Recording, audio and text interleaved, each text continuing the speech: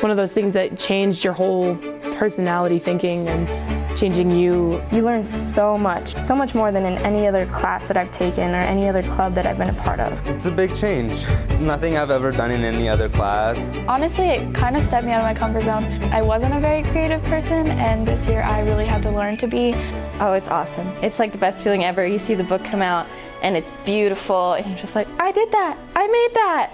When I see my work in print, I feel good. It feels nice to be able to know that you've worked so hard on a product and that it's actually out there. It's not one of the things that we do in high school a lot, which is write a paper or write an essay that only gets seen by your teacher. It's something that is seen by the whole school potentially, and everyone gets to see your hard work pays off. It's ironic that people say, wow, we need 21st century learning in our schools, and all I want to say is, well, why don't you just come down and hang in the journalism room for a little bit, and we're the model of what you wanted.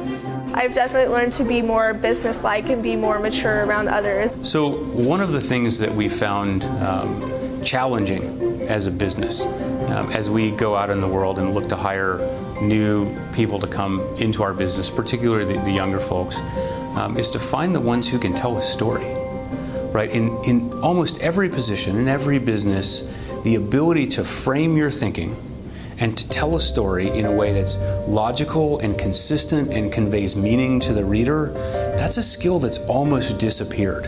When you're working on a story, you are the one that's the expert on that story. So I think that it develops you as a person to have to go out there, learn about a subject, and then you're responsible for conveying that concisely to your audience. The critical thinking of yearbook is not just about how do we get a book done, it's how do we get a book done together. It has definitely affected my leadership roles throughout anything that I do. I'm a lot more well-spoken. I learn how to accomplish things, and I'm more timely. We have students that are going into want to work at Intel, and that's all teamwork. We have students who want to be scientists and do research, and that's going to be teamwork and thinking creatively and critically, and I can't stress enough that problem-solving piece. So you absolutely have to listen to everybody in the room. You have to understand what their desires are, what their needs are, what their wants are, and then you got to find a way to make it work with what you want out of that meeting.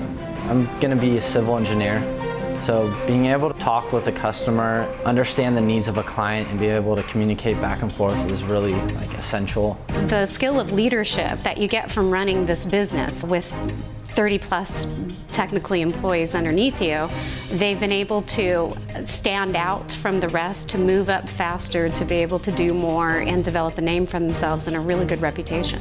They're very self-sufficient when they get out of this class because they've had to run a business. They enter the workforce prepared because of this class. I created this whole entire portfolio in my resume, and I've been using it for job applications, all of my scholarships, so I just use so many different skills in so many different ways.